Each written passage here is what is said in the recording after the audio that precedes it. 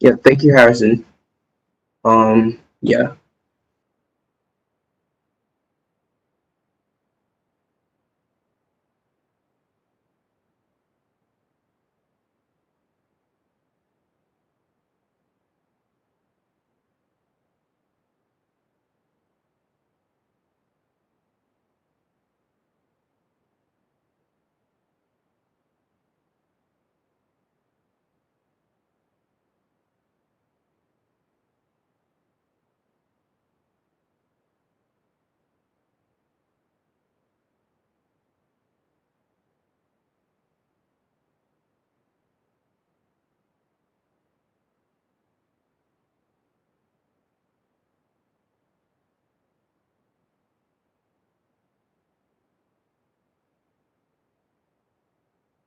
Hello, can everyone hear me? Yes, sir. All right, fantastic. So first off, thank you everyone for taking the Hello, time. everyone. Good evening. Hi. I'm sorry, what did you say? Good evening. I was just greeting everyone. We're facing some technical difficulties given that this is the first ever, this is our first run. Can you hear me, Okay. Harrison? Yeah, I can hear you. Is the live stream up? Are you having difficulties with the live stream?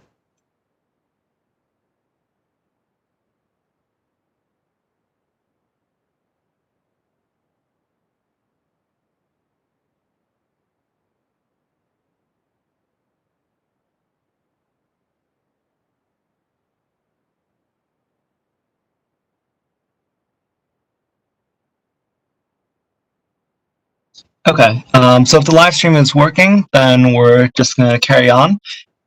So thank you guys all for taking the time and like requesting the special meeting. So as the chief of staff, I'm approving the request and calling this meeting to order.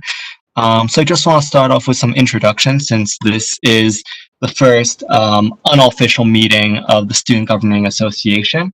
So I just want to introduce myself. My name is Harrison Chu. My pronouns are he, him, his. And right now I am studying biology. Something that I'm passionate about is instant ramen noodles, specifically the spicy chicken one. And yeah, if anyone else wants to pick up after me, just so we can get to know each other a little bit better before we jump into everything. Hello, my name's Dylan. Let me turn on my video real quick. Is it okay? All right. Hey everyone. Okay, so my name's Dylan. I am the president. I am studying political science and public administration. I just wanted to give some opening remarks to this meeting. After we do introductions, we'll do a roll call. So I just really, want to thank everyone. Just because like we all are probably very overwhelmed given these circumstances. There's a lot going on. We as student leaders are facing unprecedented times, and we're dealing with a lot. And I really want to thank all of you for showing up and really being there for the students. Harrison's doing a great job as chief of staff, being the bridge between the Senate and executive side. So I want to thank him for that, and I want to thank our media senators for taking the initiative. It's really great. I'm really excited, looking forward to everything. And I just want to emphasize, let's have open dialogues. Don't be afraid to disagree. The best way that we can get the best input and make things the best for students is when we all give different ideas and come up with really the best outcome from that. So I'm looking forward to working with everyone, and let's do this. Thanks.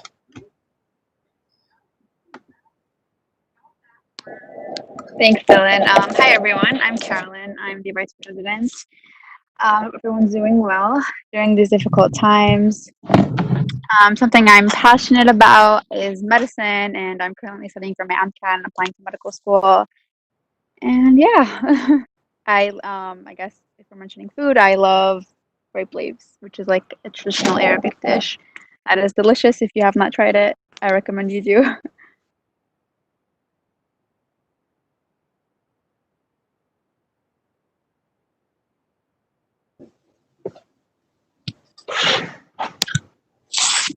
Since Harrison went before, I guess it's my turn. Hi, my name's Will Smith. I'm the Chief of Finance. Some of you might already know me because I work in the Office of Operations at Robeson. Something that I'm passionate about is my cat. He's the best ever. And I'm currently dual majoring in business management and public administration.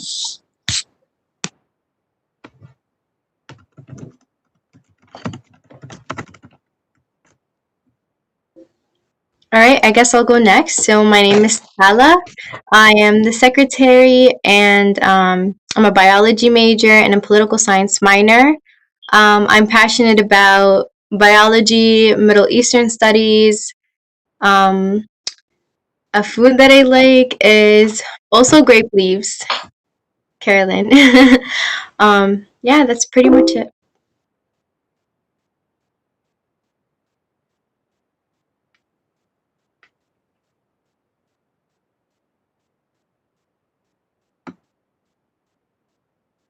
All right, I don't want to put anyone on the spot, but if one of the senators would like to introduce themselves. I can go next. Hi, my name is Saket. I am one of your Rutgers Business School senators, one of two. I hope Robert's on this call with me, but he is the other one. I'm a rising senior, and I'm a finance major. And food, that's really tough. I'll just tell you guys what I want right now. I really want some fried calamari right now. Will that do?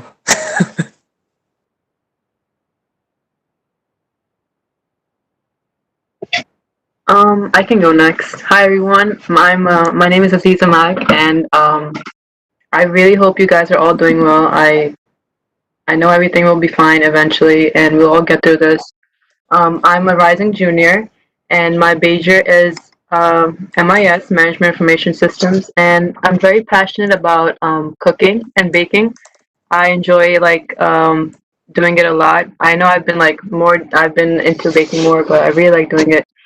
Talking about food, I agree with Harrison. It's I love like spicy Chinese noodles and pizza. Thank you.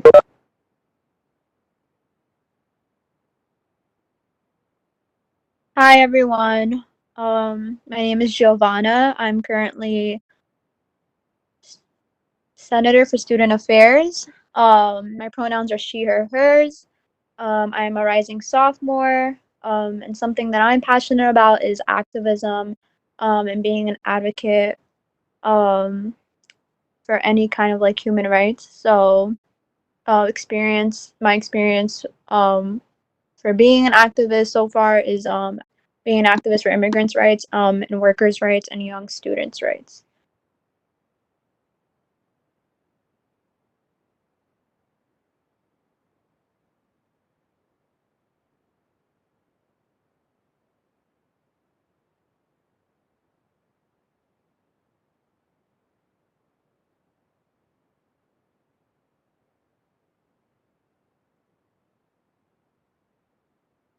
I guess I'll go next. My name is Sarah Shobat, Wisconsin University Senator, University Senate Representative, I guess. I can't really say I have a favorite food, but I just had pasta, so I'm gonna go with that because I've been craving it for a few days.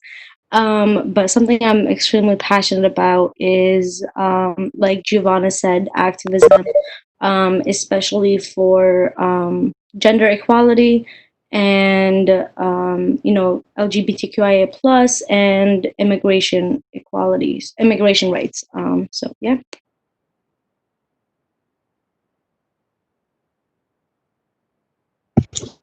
I can go next. My name is Miriam Habib. I am one of your two community service senators, and I am passionate about healthcare. I'm really into helping students, reach their path in the healthcare field. And one of my favorite foods would have to be buffalo wings. And I'm a psych major.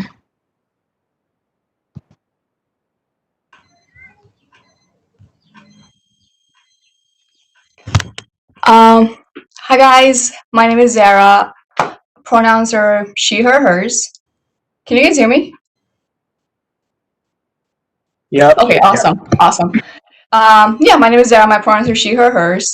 Right now I'm studying history, and I'm also thinking about doing a major in biology, but not very sure about that at the moment. But studying history. I'm very passionate about social justice causes, especially making sure communities are disenfranchised, get the service they need. I live in the city of Patterson, and it's very difficult to be in a city that you love, but see so many people just struggling to get by. That is what I'm passionate about. Also, I love period dramas, sucker for historical dramas, and iced coffee. That is it. Hi everyone, I'm Ricky. Pronouns are he, him, his. I'm a upcoming super senior, double majoring in political science and sociology. Um, one of my favorite foods, I guess, is like I can really go for some penne vodka right now.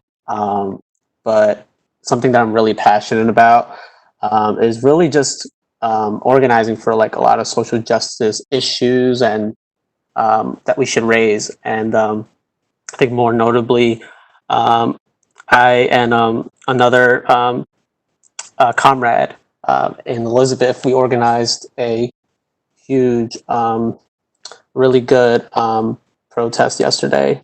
The whole city came out, and I thought that it was just, a great moment for our town, and and just knowing that this is not the first, this is not a moment, it's a movement. So hopefully we can continue organizing a lot more actions and bringing it also to Rutgers Newark as well.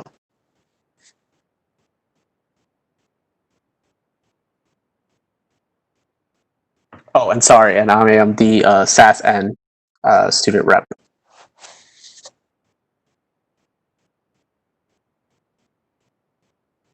Hello, everyone. Good evening. My name is Okoye Borte. I am currently a sophomore, I would say, on the pre-dental track, and hopefully hoping to get into the business school.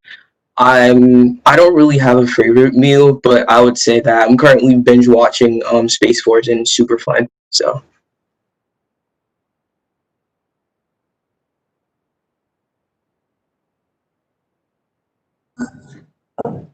Hello. Hi, my name is Mira. I am one of your student affairs senators. Something I'm passionate about is definitely social justice causes, especially having to do with immigration, having come from a family of immigrants. And thank you, Harrison. And I mean, I like all food except for peanut butter. But if I have to pick a favorite, like any seafood, I love seafood.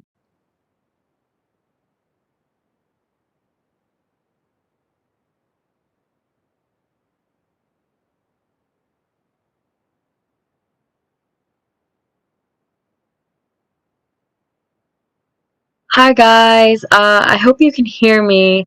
My name's Thunvi. I'm currently majoring in political science and criminal justice. I am one of the CJ senators, and things that I'm passionate about is human rights and social justice issues. Yeah.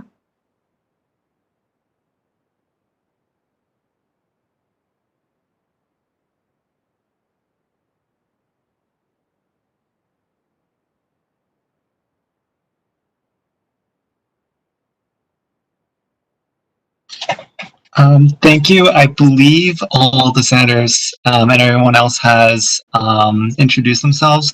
If not, please interrupt me. But I just also want to mention. Oh, okay. Thank you, Tonancy. I just want to mention a special thanks to Dean Williams for making herself available at this time and meeting with us and just advising us throughout this entire process. Dean Williams, if you want to say a few words and introduce yourself. Hi, everyone. How are you all doing tonight? Or are you all, oh, I hope you all are okay. I have had the opportunity to meet with the student government over the past couple of weeks, the executive board. I had an opportunity to meet with, I believe, each and every one of you before we actually ended the semester. And I'm really excited about the work that you all are doing over the summer. So my role is really to be here to, be a support, be a presence. If you all have questions, if there are things that you need help with navigating, I'm here to, just be, again, a support for you all. What was the fun question? What's your favorite food? Something that you're passionate about, but it turned into favorite food along the way, I think. Well, I'm really hungry. You guys are making me so hungry. I have to go with, I think it was Myra who said, was it Myra who said shellfish or seafood? Yes, seafood. Yes, I'm right there with you. Anything that's in a shell, I absolutely love. So, and it's summer, and so I get to eat lots of seafood.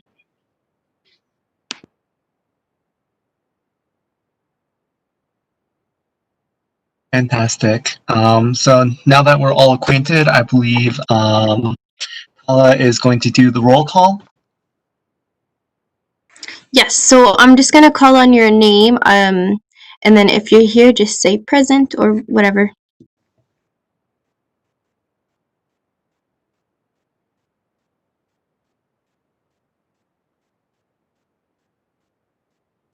I'm thinking of just taking all the names down from the bottom, because since they're already here, do I need to call out the names? We started calling out names just so it's like on the audio and like the recording, since we're live streaming now, so we might as well. Although we do have to recognize that we are missing a bunch of senators to no fault of theirs.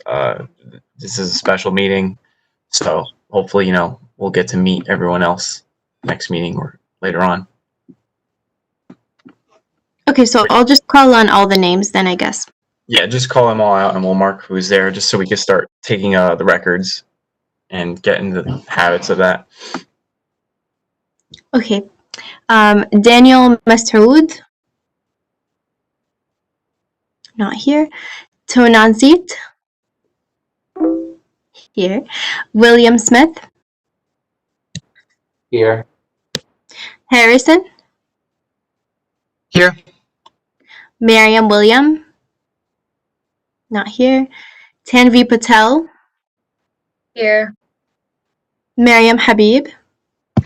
Here. Adil Amin. Not here. Aziza Malik. Here. Zahra Hussein. Here. Akwe Borte. Here. Mohammed Akdos. Afnan. Not here. Dylan. He's here. Here. Sakita. Socket here. Sorry. It's okay. Everyone gets it wrong the first time. Robert Jones. Naveen Wadi. Sweta. Carlos. Mira. Here.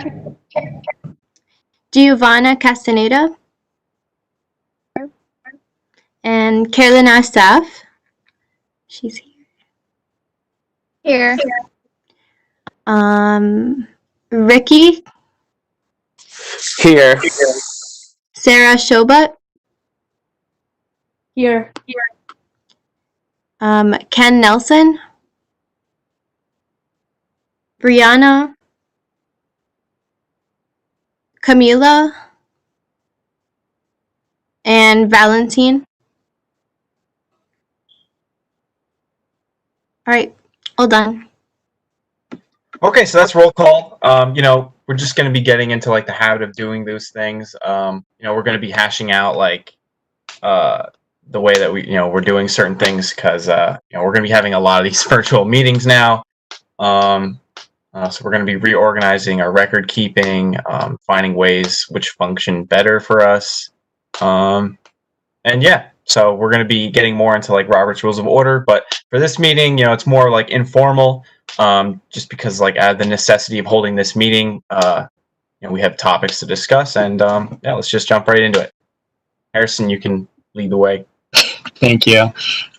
So just before we jump into everything and like start discussing and brainstorming and all of that, sorry by the way for the lighting, but I just wanted and to the dead body. And the dead body. Well, it's bio majors, but I just wanted to say thank you all so much for taking the time, and thank you for like coming here and being present. I just want to take the time to like recognize all of you individually. That's why we start off with the introductions, just so that we can connect with each other since we are going to be working together. But also recognizing that like not everyone was able to meet at this time just due to other responsibilities, the like timeline that events are occurring and all that, and recognizing this space, and the fact that like thankfully that we are all able to meet virtually like this. So thank all of you and thank you for the amazing work that you guys have been doing. So I just want to start off with what we've done as an SGA. So over the course of last week, what started off originally as just a social media post transformed into something much more. Through all of your feedback and all of your ideas, we managed to turn it into a statement, which we released to the student body via social media. And we're going to see about the email servers now, but that's been tabled for the moment. We've been, as an e-board, we've been having conversations with boss, and I recognize a lot of names here because these are the same names that were just in the Black Student Caucus not too long ago. So thank you to everyone who's been a part of that. So that was just, I think that ended maybe about half an hour ago. And Dylan, if you want to talk a little bit more about the Black Lives Matter walk that program board is organizing as well. Sure. Okay. All right. We can cover that first. So, you know, over this, I guess, over this time that we haven't, you know, been able to meet as a general body, the executive board's kind of been working, discussing, meeting with Dean Williams, kind of brainstorming a lot of different things for the coming semester. And so we began reaching out, and then basically how this happened. So, we're going to have a Black Lives Matter march on campus, and it's looking to happen next Friday at noon. So Kayla Craig, who is the new president of the program board, one of the other governing councils on our campus, reached out with this idea, taking the initiative, and I just jumped right on it. That's something we need to be a part of. There's a huge need for that on our campus. There's nothing serving our students physically for them to express their needs and their emotions. So we're going to have some kind of march. Basically, we were putting together like a basic schedule and some logistics today with Benny or DJ from OSLL. And in the coming days, we're going to have a group chat with various members of different student organizations who want to be involved. We're going to go over the details. We're going to go over the route if we want to make any kinds of changes to that. I can put the picture of I can put the picture of the route as it is right now in our group chat on WhatsApp. It can change. You know, we might go in the direction more to Military Park. We might maybe zigzag to go by the Frederick Douglass Field or go deeper into downtown. We don't know yet. It's going to be up to everybody. But we are looking to have this march at noon next Friday. We're going to open up at 11. Market, you know, everyone to bring their masks. Maybe we'll have extra masks. We're going to try to have water bottles. At 11 a.m., we're going to do poster making for anyone there. Hopefully we can get WRNU to play some music. The march will begin. We'll give some remarks. Then when we return, we'll give a lot of time and kind of like a rally for different student leaders and just students to kind of express their emotions and their feelings regarding all this. So that's kind of what it's looking like right now. We're having a meeting tonight, me, Kayla, and our media centers, just to make something preliminary, just to start marketing this. And then, right after that, we're going to be just involving everyone else directly. If you want to be involved more, just let us know, reach out. We're going to be making that group chat. And, again, if you have any other questions, just feel free to ask either, now or later or whatever. Thank you, Dylan. So I think I gave a brief recap of at least what's been going on behind the scenes. I'm sorry if communications have not been forthcoming because everything's been happening rather quickly. But basically, thanks to all of you, we were able to push out that statement. We've been in conversations with BOSS, and I reached out to OAS as well. So we're still waiting to hear back and just continue this dialogue. And of course, there was a Black Student Caucus earlier, which will probably evolve into its own group for just community and building and trying to make a more inclusive campus. But the primary reason that the primary reason for the special meeting today is to give you guys a floor to brainstorm. What do you guys think the SGA should do? What can we do as we're moving forward into a virtual space? What are ideas for action beyond this? Because we've heard so many of your ideas and how passionate you are. We've seen you guys take individual action. And we're sorry that the SGA is slower to respond than that, but we want to give you the floor now to sort of brainstorm what we can do moving forward into next year. So feel free to start off, anyone.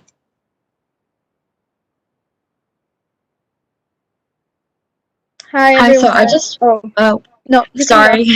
No, you can go first. Okay. Hi everyone, this is Giovanni speaking. Something that I just wanted to bring to attention was that, we're talking about the news is covering police brutality.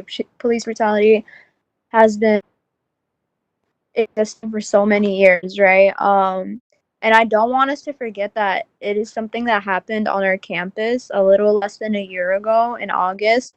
A 15-year-old kid stopped on Rutgers campus, Newark, by Conklin Hall, and he was arrested by 2 NJIT police officers, right? And some of us may think so what? NJIT police officers were the ones who arrested him. But we have to also recognize this happened on our campus.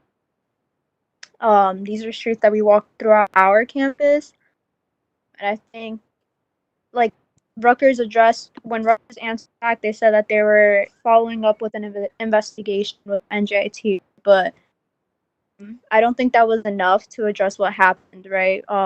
Even though we weren't the ones who arrested the child in our campus, and we're just as complicit as NJIT was, and I just wanted to mention, just so that we see police brutality can happen even if it's your university's police department.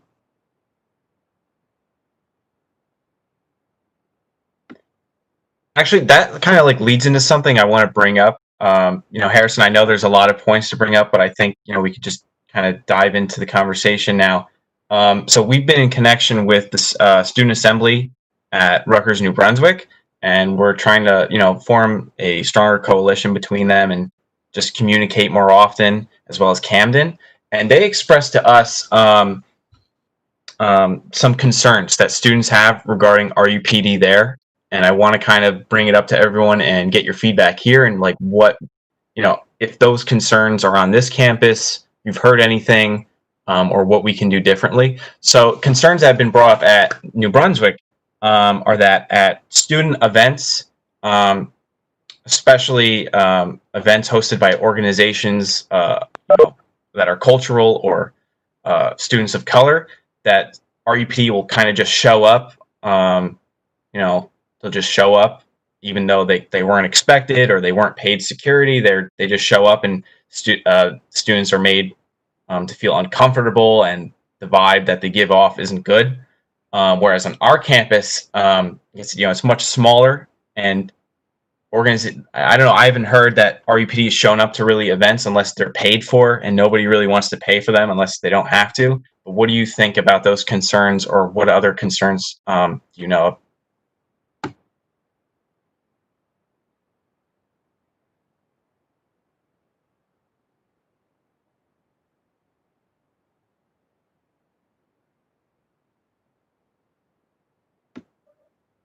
I mean, maybe it's just a New Brunswick thing. I don't know. I just, it's hard to measure. But what I do want to do is kind of have a stronger relationship with RUPD. They've worked with SGA in the past. They've come to some of our meetings, but hopefully we can do more and try to give more exposure in the kind of like relationship with the student body. So any kind of thoughts like snowballing from there are welcome. Just whatever, any ideas. Since NJIT, I just have a comment. Since NJIT is around our campus, is there any way our student body could talk to the NJIT student body about their police? I mean, yeah, we can connect with their student government, kind of see where they're at, regarding the incident because it was their police on our campus. This kind of, I don't know if Dean Williams wants to speak up on anything about this with that incident specifically, but have you heard like any other concerns regarding RUPD on our campus that are similar, or like what do you think about the concerns at the New Brunswick campus? So I'm not familiar with the New Brunswick campus, but I do know that in the past at Rutgers Newark, there has been, as you mentioned, Dylan, a really actually strong relationship between the student government and RUPD. So the RUPD at Rutgers Newark actually has this what they call community policing approach. And so if anyone has ever engaged, you know that the RUPD does a lot of like community initiatives. They work with IFSC to do community cleanups. They do the Good Neighbor program. They do the Coffee with a Cop program. So really try to make themselves approachable. Every year they come to the student government meeting, they introduce themselves. They have scheduled meetings with the safety committee, which was interesting because I know Sarah and I think Ricky, and I'm not sure who else, I can't remember who else was a part of that meeting. But I think that was the first time that student government and RUPD had really sat down in that capacity. But I think it was a good start. And honestly, I know that a lot of the issues that happened in the past were more related to campus safety. So that has to do with, the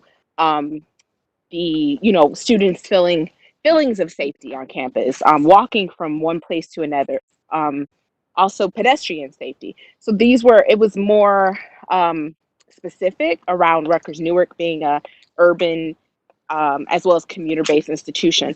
I haven't heard as much about students and their events. A lot of times RUPD actually knows students by their names and students actually know like Lieutenant Hendricks and Captain Raybar. And so the vibe at Rutgers Newark, I think, is a little different, but I definitely am open to hearing what you all have to say from your perspectives. Cause again, this is how it's been in the past. I don't know if things are different now. Yeah, in our discussion with the student assembly at New Brunswick, they kind of they said that they don't really have community service officers in the way that we do. Whereas, like for student events, you have the option to get community service officers, which are students rather than RUPD, and that's not an option there, which is something now they're going to look into. And I don't know, like the capacity in which that their community service officers or students themselves actually like patrol the campus rather than armed police officers.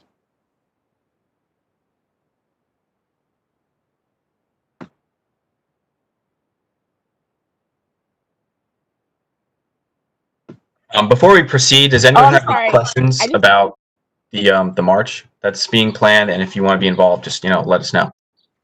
I just wanted to add really quickly, Dylan, that as RUPD, I just met with them this morning. We have a monthly standing meeting, and they said that they are ready to meet with SGA at any time. So whenever you all are ready. Perfect. Thank you. Appreciate that. We're also kind of thinking about having a fundraiser at the march.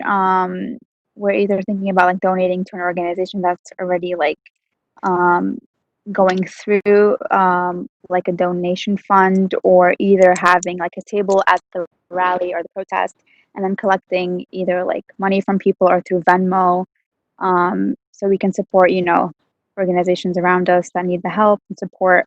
If you guys have any ideas of like ways to fundraise or ways to collect money other than Venmo or like donating to an organization, or like through I know like there's a lot of websites like Launch Good or like other websites that collect donations. We can either have our own donation as SGA, or we can collaborate with other organizations who are already doing donations. So Yeah, and to be clear, like the destination of those funds that are collected is going to be something that's decided in this group chat with other student organization leaders as we're planning the march.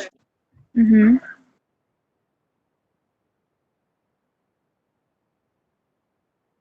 So the march, itself, there isn't that much more details right now because it's still in planning. We're working with Benny from OSLL, and yeah, so Harrison, if you want to move on, we can move on to the next thing. And if you do want to be involved more, you can be added to the group chat in a few days, or just attend. Yeah, I mean, I know we talked about the march earlier. I just want to recenter the conversation about what you guys think that we should do as an SGA. Like, yeah, what else we should or can do as an SGA? How do we move towards making our campus more inclusive and recognizing these communities which have been oppressed and suffer these injustices? So I feel like we should go back to what everyone said at the Black Caucus that just happened. There was a doc, so I feel like being the SGA, we need to empower their ideas. So we could talk about some of the things that they asked for, like a space for Black students to talk about whatever they want, do homework, etc. Or have courses, for example, that we could expose to other people. Yeah, I think the advent of now the Black Student Caucus is great. It's historic and hopefully something that can continue on. And that's the goal, really, to continue it on for the next generation. So really, I mean, it's great. Now we can listen to their demands, and we can kind of like work together. So I'm looking forward to that. There were other things brought up, like we can use our social media platform to educate people. We can do different fundraisers that engage people online, like the bingo board things that people donate to, or really any ways. So yeah, I mean, if anyone has any input, just jump in. This is kind of like an informal discussion. So I do have a few things to say. I definitely think, that there should be some type of, march protest that, the school is doing, whether it's SGA or just a bunch of student organizations, coming together. I think that's very important and it speaks volume when we are uniting, especially because within the history of SGA, there had what happened last year with Easy Mart, and just I feel like there is a little bit of I don't want to say miscommunication, but a lack of a coherent working relationship between SGA and the Black community in general. And I think we should be planning as the student government of actionable items throughout the entire year, because like we've been seeing on social media, this is not a trend. This is not just something that we should be thinking about just until the Black Lives Matter movement goes away, where when people are done protesting. But what can we do to make sure that next semester and the semester after that and the one after that, that we're still working on creating a truly inclusive campus. So like, a lot of people said in the caucus meeting, whether it is making the space or creating classes and core curriculum classes about the history of whether it's Black, African American, or African, histories, and making sure that we are offering those so we can foster a true allyship and inclusive, and that we, not just the SGA, but the entire university cares about this specific demographics. I think that's something that we should look into, and, celebrating, Black History Month, and making sure that we have events that are supported by all student organizations and announced to all student organizations, and to a certain extent, mandated to student organizations to attend. I think that can foster awareness and education, and we can, start talking about these conversations and creating more allies to the Black community. So. I appreciate that. Oh, Quay, you want to go? Yeah. No, you can finish what you were saying. Okay, thanks. So yeah, I appreciate that input, and I think that is the direction we're moving in. I do recognize the kind of rift that there has been in the past with SGA serving and hearing all students of the campus. So I am here as president, and it's not going to be like that anymore. And I'm going to be here for everyone. And in order to do that, I'm going to need all of your help. Just kind of like keeping us, the executive board, and just working together and keeping us, on topic and different things. So there's so many different communities, different issues going on. So I'm going to need all of your help. And yeah, our goal really is to just bring student organizations together because there's a lot of events that happen, but student organizations aren't communicating effectively. But now with the prospect of going in virtually, this changes things, right? There's different implications now, especially with organization funding or even our own funding as an association. But either way, we're going to work with student organizations and try to engage the student body together because it'll just be more effective and more powerful at the end of the day. Thank you. Yeah, thank you, Dylan. So just to reiterate and add to what Sarah was saying, I think creating an environment where having difficult conversations would be more manageable for students to have, would be a great solution. But to add onto it, I think having unconscious bias trainings would be a great thing that we have to work on, because I understand. I wouldn't say I understand because I spent most of my life out of the country and just came back recently. But from what I've experienced as a Black in this past couple of months, I've realized that a lot of people just identify you according to the color of your skin, and I feel like training should be addressing these issues. For example, when someone is being employed into a job, most of the time they're taking through certain trainings, and I feel like even Rutgers University, some student workers have to go through, say, Title IX trainings and all.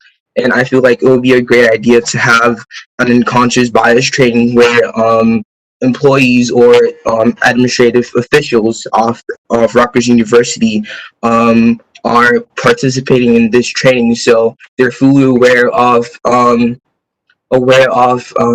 bias decisions they make, and they're conscious of the judgments that they make. But I don't want to talk too much about it because then again, I'm not really professional on that. Also, I'd like to say that I think that going on from now, like bringing up all the ideas that we're going to make from now and onwards, I feel like it's important that we let the student body know and let the entire Rutgers University community know about it, so we keep ourselves accountable. Because just saying it and keeping it to ourselves wouldn't necessarily make us accountable, although it's something that we might say we're working on. I feel like it's really important that we let the student body know, or the entire Rutgers community know, so they understand that we are actively trying to cause the change. Because I understand for a lot of time there have been protests, there have been speeches, there have been a lot of things that people want to actively do to cause a change. But I feel like if racism is very systematic and is really embedded in the culture of America, I feel like it's where we have to start from. It's by having these conversations and making people really aware of it, and not something that we just brush off and it's just a trend. I feel like it's very important that we continually have a discussion, something that is constantly spoken about, so people are aware that we are still actively working on this, and we're not just having the trend or whatever. Yeah, thank you.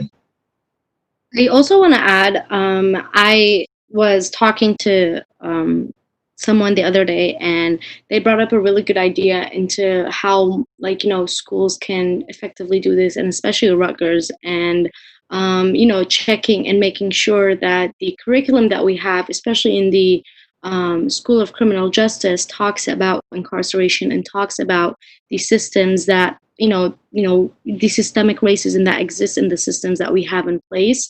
And if not, or if they don't have it, then advocating for including it, and if they do have it, then making sure that it is a cohesive and comprehensive type of curriculum, and that way we can have the academic senators with the help of the e-board and everyone, to make sure that it's evolving as we go.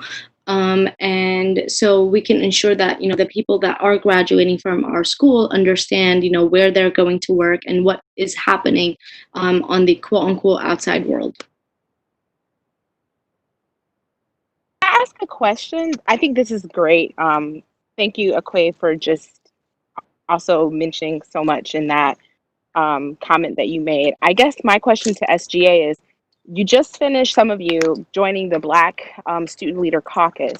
How would you describe SGA's relationship to these Black identified student organizations? I would just be curious to know, because I hear you all when you say you're joining with the program board for this march, but I do question how these students have been engaged. I mean, program board is a governing council just like student government. And I've seen student government come out on top a lot with protests, demonstrations, but I guess I'm questioning the involvement of these student leaders in this. Like, is this something that came organically from the community, or is this something that the student government and program board has planned on behalf of the community? Because I do think those are two different things, and I think I would like for SGA to be kind of aware of their privilege in some of this,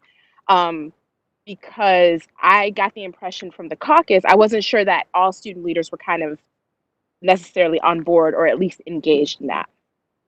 So I'll address that first because the march is mentioned. So the first part, the relationship. I think it used to be, let's say, I don't know, poop. Let's just say that. I mean, it was just bad, right? The relationship. There are a lot of different cliques of organizations on campus. A lot did not really communicate. SGA was not communicating well with everybody. So I think it's slightly better at this point, but we have a lot more to do.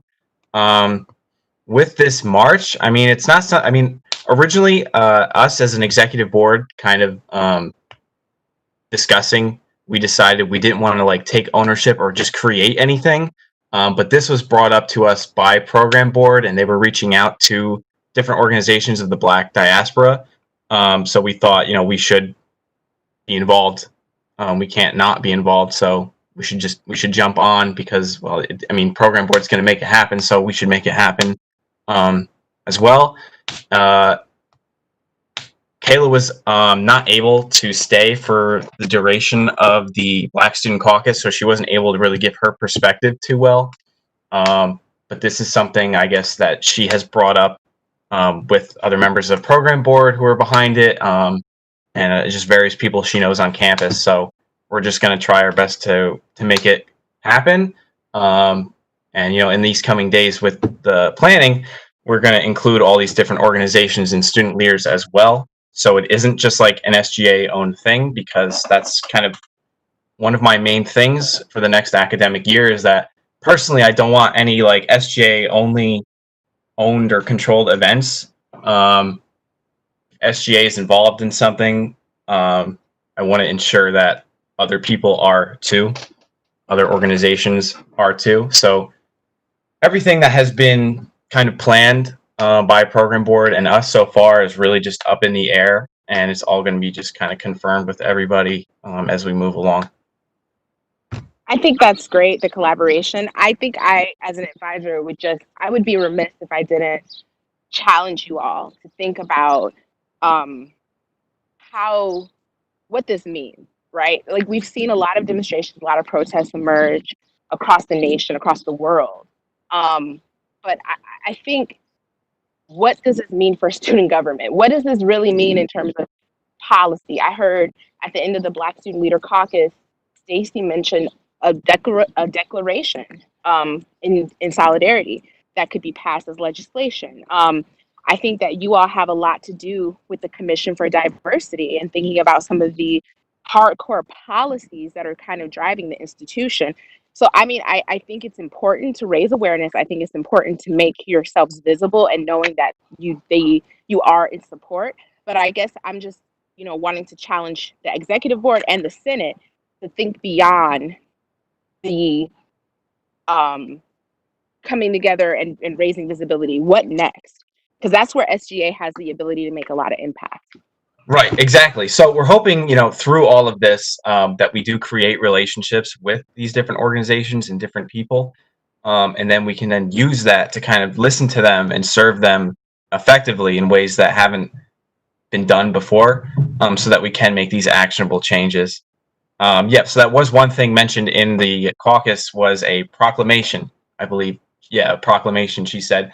So that's something the Senate can work on for sure. Any kind of legislation, you can, speak with Harrison for support on that, the processes for that, and also work with these organizations, which, I highly suggest.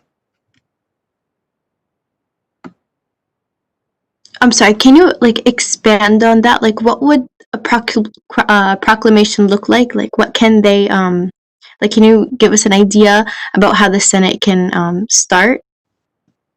Yeah. Sure. I mean, you want to go, Harrison? Okay. Yeah, I can talk about that a little bit. I know that we haven't officially begun the onboarding process, but at least in the past, the Senate has issued resolutions, amendments, and referendums. So as to what format that would take, that's up to the Senate. I want to leave it open to the senators to say. But a resolution is essentially just it's sort of like a promise from the SGA. It's saying that we see this happening, therefore we promise or we want to do this in response.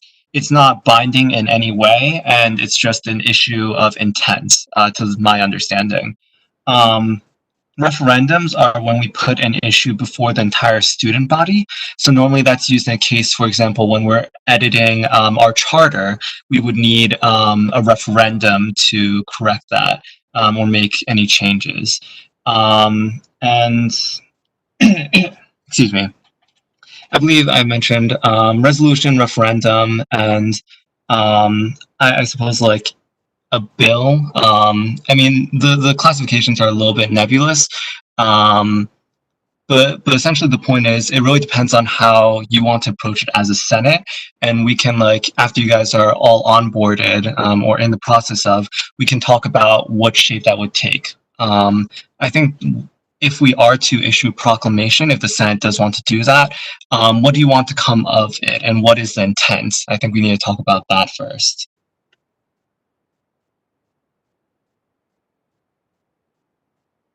Thank you, Harrison, for explaining. I just want to make sure that all of the new people on here, everybody that's new to SGA, including myself, understand how that process goes. I'm glad you mentioned that.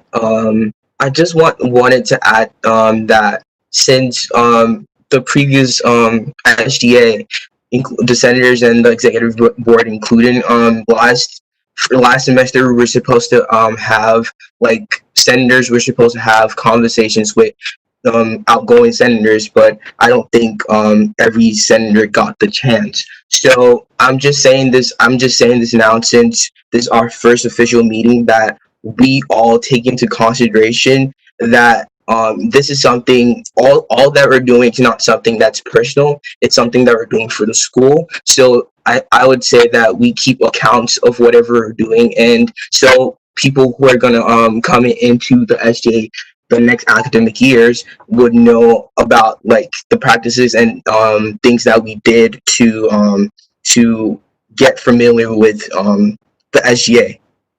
Yeah, and also to add to what Dean Williams was saying, I really feel like Rutgers, the SGA hasn't really been in conversations with the student body in terms of having personal conversations. I know Rutgers we've been trying to reach out through social media and some platforms, and I feel like that's just a small portion of the entire school, and I feel like there's a lot of work for us to do. So I would like to personally tax the academic senators, given that they are in charge of their various academic their various schools. So I would like to tax them to actively reach out to like people you know who are in your schools and have conversations with them, and hopefully since everything's basically online right now, it would be great if you can have a platform where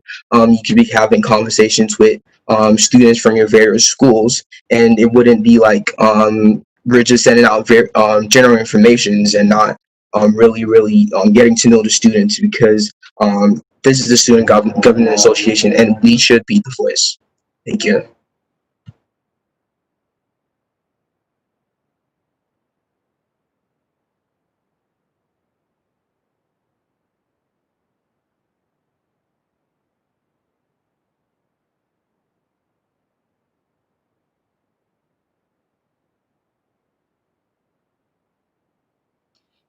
Thank you for your comments, okay. I think you're right. Like a lot of the excuse me, sorry. A lot of the conversations that have been happening recently have been about like accountability and speaking out and making sure that like institutions of power, no matter which ones, are held accountable and support and actually represent the communities that they're supposed to. So I want to make clear, I'm sorry for not setting any ground rules or anything like that before. But if you do have any concerns, I hope that you feel comfortable in voicing them, and let me know if there are any issues which do come up. I sort of want to bring us back to the original question. I know we talked about creating a Black lounge and that space. The fact I saw in the chat that Tanvi mentioned that there was only one class in systemic racism. There was mentions of a proclamation, but what else do you think that we should do as an SGA moving forwards? Because this is obviously a continuing conversation, and we need to continue to work and strive towards allyship.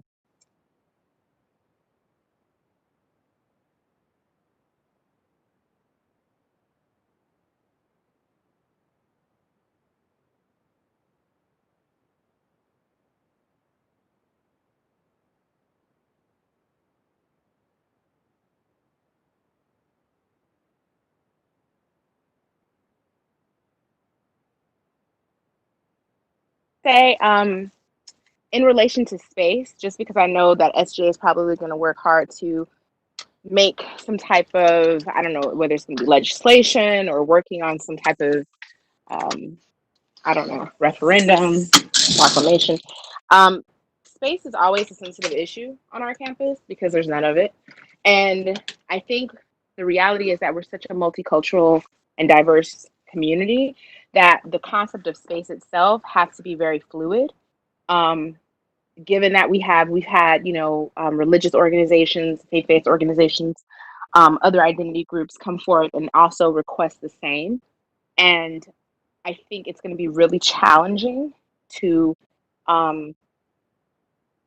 be able to identify spaces for all of the communities that have requested it, because it's not just the Black student organization or students of Black descent. And I say that to say I want SGA to be informed when you all start this process. Also, thinking about what does space look like figuratively. I think institutionally, SGA has the most funding, more funding than any other group and governing board. do you all want to think about how you put forth funding for initiatives that drive some of this, right? So if it's not a physical space, what does it mean to, I'm just putting, I mean, this is literally just a example, please do not use this. But if the Black, student caucus became a formal body and they wanted to be able to sponsor themselves in national conferences that happen with other Black students across the nation, is that something that the student government could help to fund in support of these students to create space for them? Does that make sense? So that it's not literal, it's not physical, because I think that presents barriers. But when you start thinking outside the box, SGA has a lot of power when it comes to being able to make access for other students. So what is it that you all think you can do in terms of making different resources accessible and opening up doors? Right. With the first thing about the spaces, right? I mean, yeah, it is just very difficult because, like you said, so many groups are requesting them. Even Catholic students have spoken to me about having a space for prayer as well. So that I mean, that's going to be difficult. But like you're saying too, I mean, if the caucus does become more formalized and they do request funding, that's something we can discuss, and the Senate can really talk about. And I wouldn't say that that's like not that wouldn't be considered. I think that's extremely valid. And I would just want to say too, hopefully we do get funding in the fall. But if we do, I just want to say too that like our executive budget is not going to be used just for SGA events.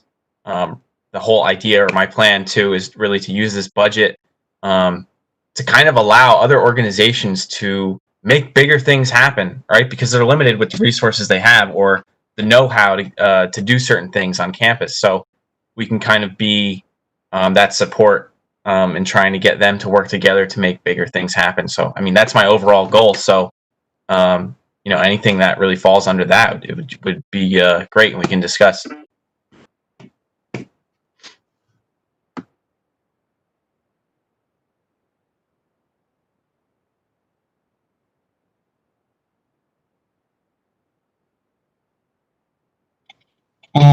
So I know Tanvi mentioned in the chat something about uplifting and giving our platform to Black student organizations on campus. How do you think we should go about that? Or do you guys have any ideas on how that may play out?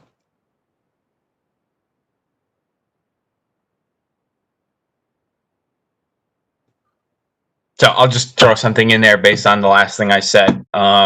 Just example, right? Let's say, we have our funding, we have our executive board budget. That's a huge platform in itself.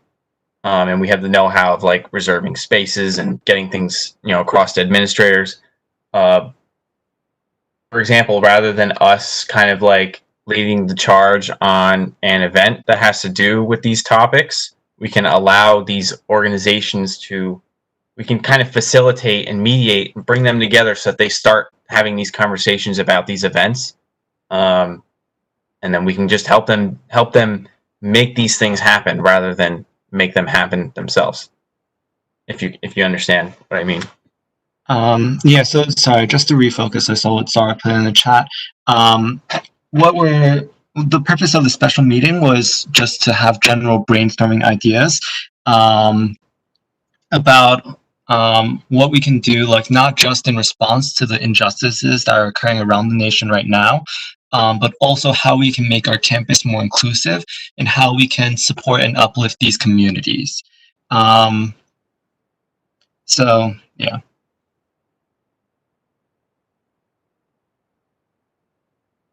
Personally, I think it would be really important for us to have like an awareness week, hopefully in the fall if we're on campus. If not, it could definitely be virtual. I mean, what's going on right now isn't really a wake up call. It's been happening, since 1619, and we really need to address it. Like Ikwe said, it's a movement that,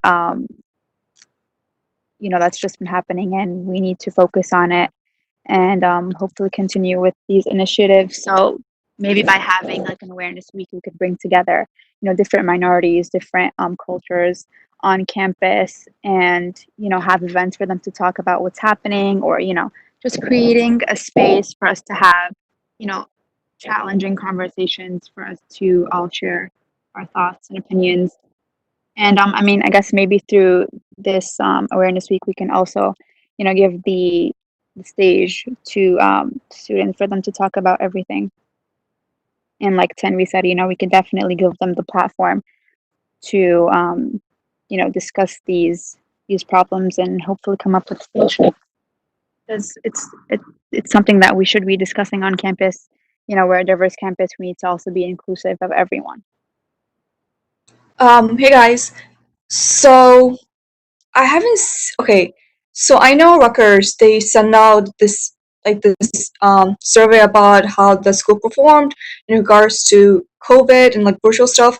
Is there any like talk about Rutgers sending a survey about how the students feel about Black Lives Matter or what the university is going to do? Because I will admit at the moment I'm very ignorant about not knowing exactly what our campus needs to do. I know we're just brainstorming, but I think there needs to be some kind of survey, whether it's like an informal survey on Instagram or etc., where we can, open forum, where we can hear the student voices and actually hear what they want and encourage them to give us ideas. So I know that there has been a survey like that from Rutgers. I've definitely filled one of those out before. I think once a year. I just don't know who gives it out and if we have access to it.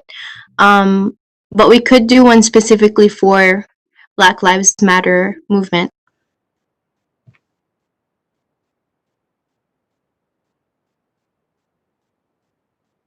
Hi everyone.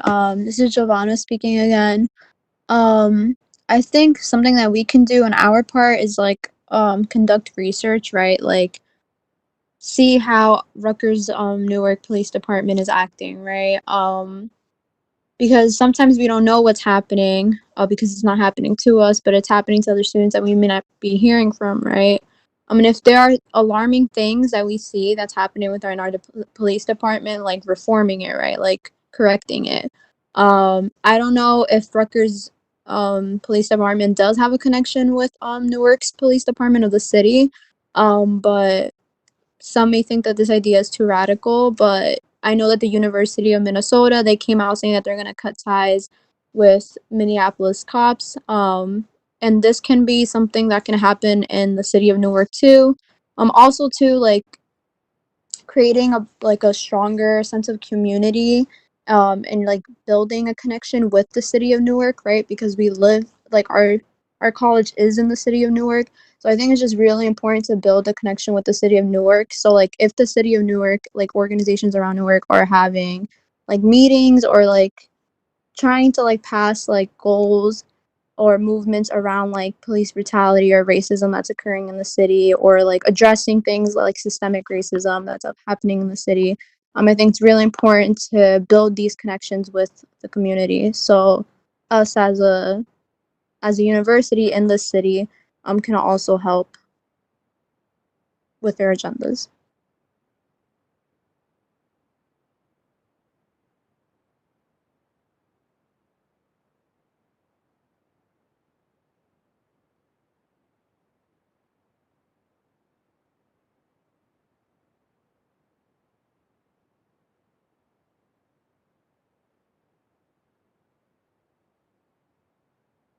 Javon, I just want to say that's not a radical idea at all.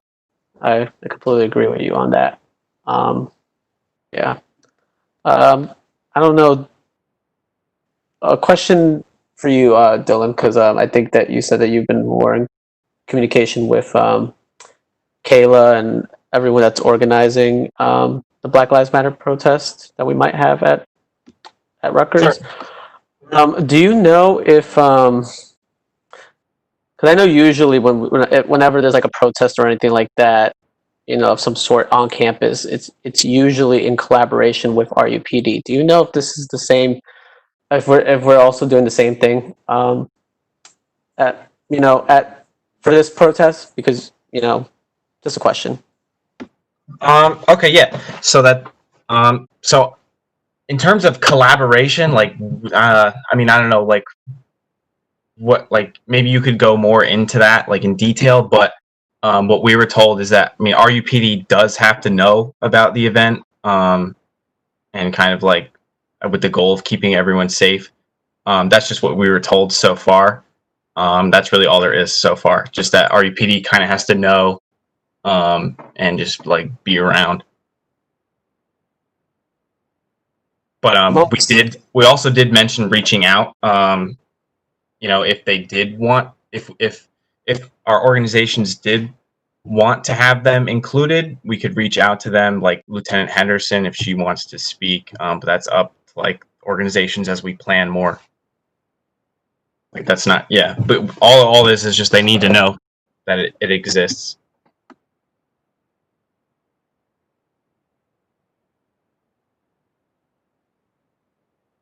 I'm only bringing it up because, I mean, being that this is a Black Lives Matter protest, and a lot of the demands that have been asked by a lot of, like, I guess, abolitionist groups and such, perhaps having police, I don't know how the presence would be the day of the protest or anything like that, but, this can give, those that want to participate kind of wary about joining, and it's not just collaborating in like them speaking, although that is also another question. Like if they're speaking, that's, people might not necessarily take that in a good way, but especially in a space that's reserved for just protests, it's not necessarily a space for the police to solve issues that day. Like that there's appropriate space for that. And it's not at a protest. But also with, like, I guess, like with the planning and like if we're marching, like routes and stuff like that. I mean, there has been other manifestations across the country where there was no need to do that, where, that's it's usually possible to do these such things.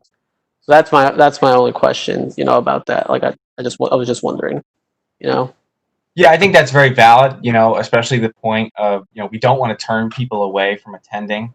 So, just in my head, like, I don't want a police officer speaking and saying something cringy and then everybody who's attending just gets turned off by the event. No, I don't want that.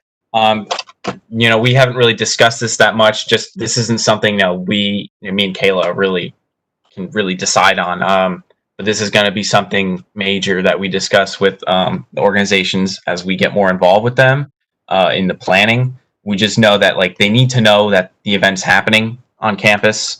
I don't know to what extent, how close they would be or like how that would look, but hopefully we can set something up where they keep their distance and they're just there for safety or liability precautions for the university. But that's something we need to talk about more in our planning process for sure. But as of now, it's just they need to know about it, and that's really that's all that was discussed.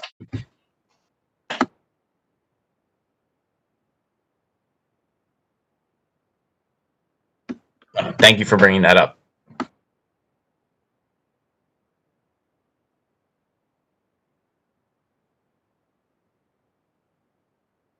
Akwe, you address your question.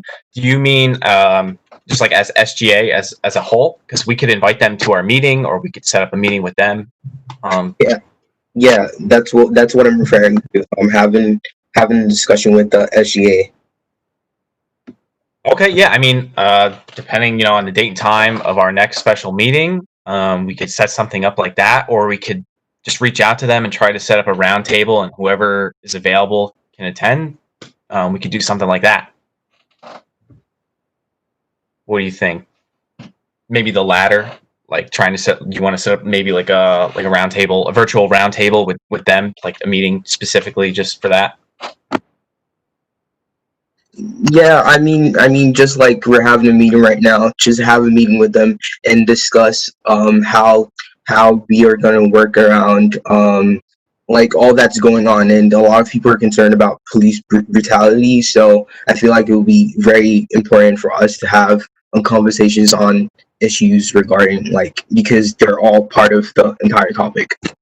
So Okay, Dean Williams, what do you think we can do about that, and like setting up like a virtual meeting for those who are available or want to be involved with them around these issues, and like the timeline of that? Absolutely. I think as soon as you all want to. When I mentioned it this morning, they were like, yes, absolutely. Again, because traditionally RUPD has had a very positive relationship with not just the SGA, but with students on campus. And again, I'm not speaking for all students, but I am speaking for the students that I've had the opportunity to engage with. So I think as soon as you all are ready, we can go ahead and set that up.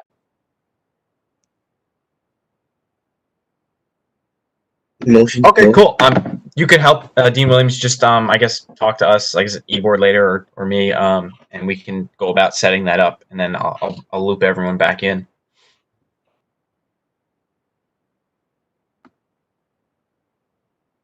So it is getting a bit close to the end of our time for this unofficial meeting. I know we've had some discussions in the chat about different programming ideas or like the courses were mentioned. I just want to bring that back to the discussion in terms of brainstorming, because this is really about what you guys want to do and what you guys think the SGA should do.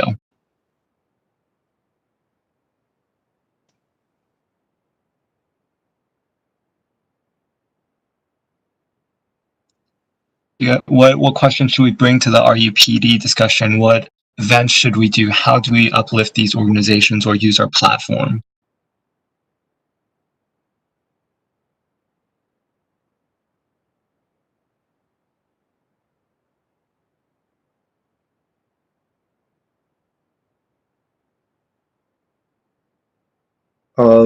I guess I'm going to talk about the RUPD.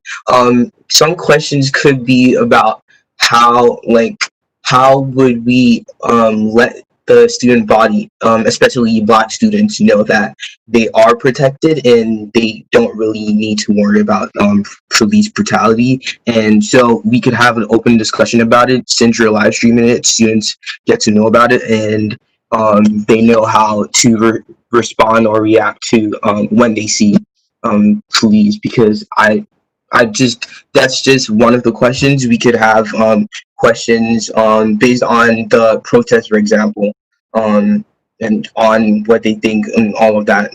This is just an idea though, so. Oh, maybe we could have an event where the police could come and Black students could come and have a conversation. Black students could talk about their past experiences with police. And a conversation is always good to have. So. Wait, hold up. Are we having a meeting with RUPD before we even have a meeting or a community forum with Black students at Rutgers Newark? No, definitely not before, but I'm just suggesting the idea for later on in the year. I'm thinking that, you know, and what Dean Williams mentioned earlier too, which was really spot on, is that first we have to recognize, you know, as an organization, it comes with a lot of privileges, especially within our own identities, and we should not be speaking on behalf of the Black students without necessarily including Black students in the conversation. So we're just making, from what I'm getting on this, is that we're making assumptions of this is what Black students want before we even actually meet with them and such. So that's what I mean by that. So I don't think we should be making any I can't even speak. I don't think we should be making any plans with like meeting with police or anything like that until we actually speak with Black student leaders or just Black students in general at the Rutgers Newark community. So yes, so that's my thing.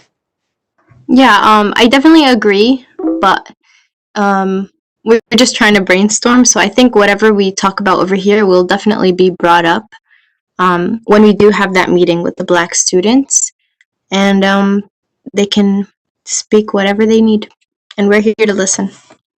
I think some important points to keep in mind when, you know, whoever is meeting with RUPD, especially about this march/protest, is to understand exactly what role RUPD is planning on playing in this, action, because like Ikwe said, people are going to be talking about police brutality. Some people might talking about the, whatever issue is happening, dismantling, defunding, whatever it is, whatever happens, but how many RUPD officers are going to be there? And I don't know if it's been decided who's going to speak, but I don't think it would be appropriate for RUPD to speak, because, again, like I don't think, like Ricky said, I don't think we should be making these decisions without the input of the students that are affected by it, immediately,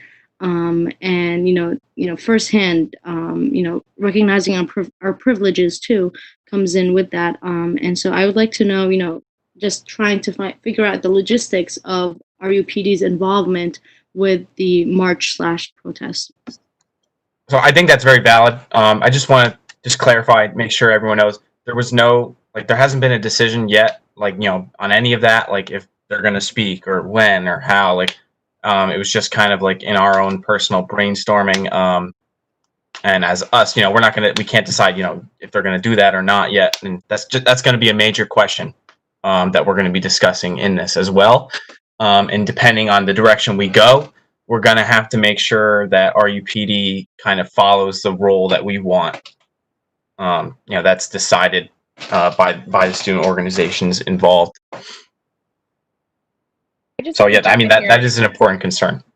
I just want to jump in and say that in terms of advising wise, I know that RUPD has has to be a presence there, but two, I want to keep in mind that this is all happening in the context of COVID-19. And in terms of the university stance, we're still at a place where we're trying to ensure the health and safety of the community. And so I think my concerns are really around how RUPD can help to support the guidelines that need to be in place around social distancing, making sure people are wearing masks and things like that, because I think that's going to be the biggest challenge in all of this.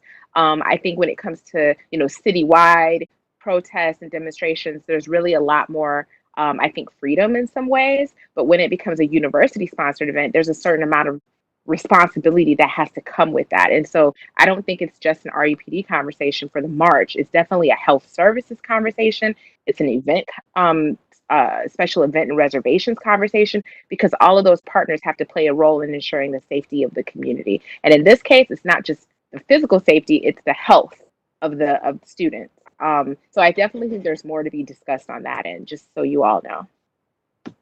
Yes, and what we got to make sure too, though, is like with RUPD, like it doesn't turn into a situation where they're just like coming in and policing and saying like, "Oh, put on your mask" and like stuff like that. So we got to be careful, like with that. But public health. That's like number one for us. So when we do like come back to Samuel's Plaza, we will have to maintain our distance a little bit.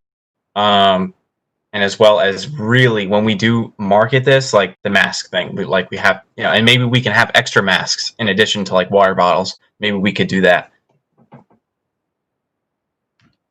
Yeah, and I also wanted to add that the discussion with the RUPD, at least my idea wasn't to have them speak to the student body, but is to have discussions on how things are going to go during the fall semester or semester upcoming, because some days ago one of the students reached out to the SGA Instagram account and was asking how the SGA is going to take steps in ensuring that Black students are protected and that they're informed about policies of the police department, and that they shouldn't be afraid of who they are just because of the colors of their skin.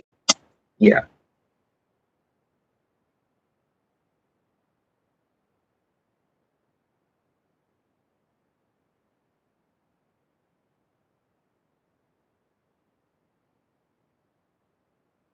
So we are a little bit over time, unfortunately. I know the meeting may have gone away a little bit, but I just want to tie it up by briefly recapping some of the ideas that I read and heard, And if anyone has any further ideas, just to voice them out loud, just so we can have them on the live stream, and just to help with the minutes that will be sent out later to recap. So just from some of my own notes, we mentioned at the very beginning bias training, improving the criminal justice curriculum to include more about how incarceration disproportionately affects the BIPOC community. There was some discussion about the march and how we're presenting items either for or the students, or whether it's by the students.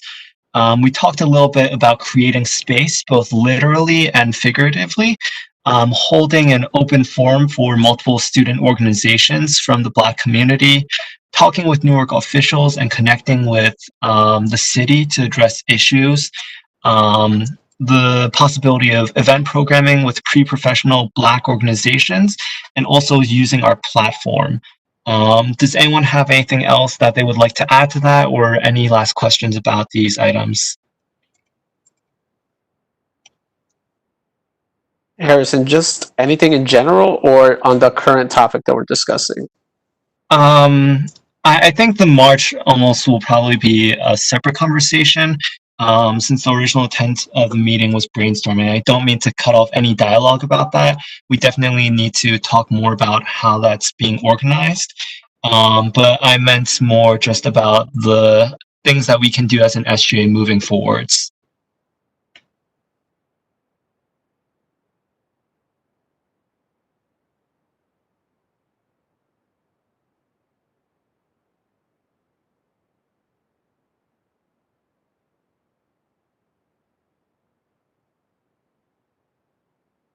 Okay.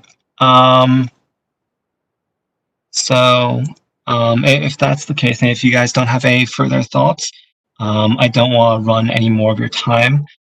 Please, if you guys have any further ideas, feel free to DM me, message me, email me. I'm a little bit behind on my email, so I might not get to the email as fast, but let me know if you guys have any further ideas, and we'll be sending out the minutes of this meeting later. In regards to the march in particular, I'm not in charge of organizing that, but that's something that we definitely need to keep having discussions about, and I don't mean to cut that off at all. Thank you, everyone. I really appreciate your time. And yeah, thank you guys. Yes, of course. It's not related to the to what we were discussing today, but just more in general, because I think it was brought up in a chat about our response with the statement and the proclamation. Yes, of course. Not the proclamation, the statement that we made on our IG. So and some of the reasons why we didn't act sooner enough, I guess you can say. One of them being cited that usually the SGA is not as active in the summer, and it's just something to think about. I think I don't know what the necessarily reasoning is, but there is summer session 1 and summer session 2 going on during the summer. I know maybe in the sense of funding, we can't host events or do anything like that, but being that we are in a virtual means, I mean, WebEx is free, for us at least. I don't see why, we should be a little bit more active during the summer in regards to meetings if possible. Because, I mean, certainly with the current movements, a lot's going on, and we definitely should be meeting a lot sooner. But also, maybe there's concerns that are going on with students that are, in summer classes. We need to address these concerns in a timely manner. And I don't know if the medium of using a group chat would be necessarily the best place to share with these ideas. I think a setting like a WebEx call is perfect. I'm not saying that we should meet every week, or maybe we should, perhaps we should, or bi-weekly. But I think we should. These shouldn't be special meetings. I think these should be consistent during the summer. No, definitely.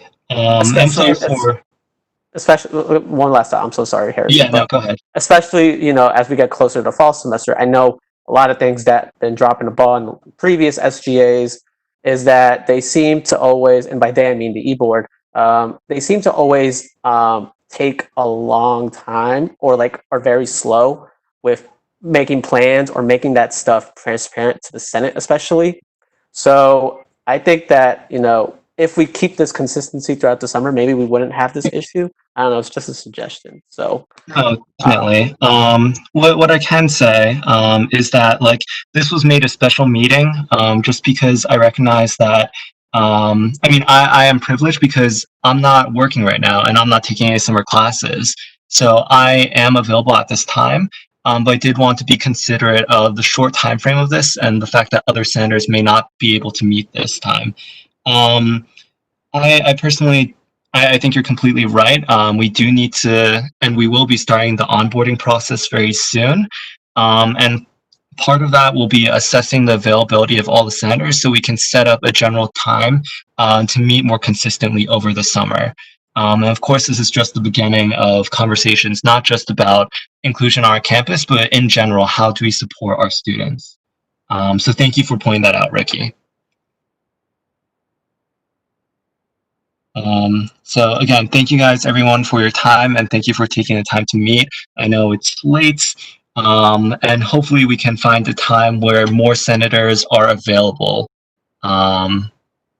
If no one has any further thoughts, I'd like to call the meeting here.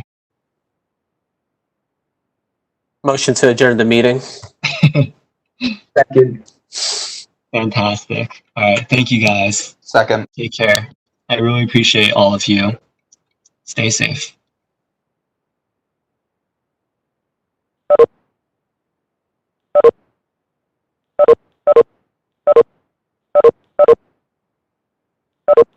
Beep boop. Boop.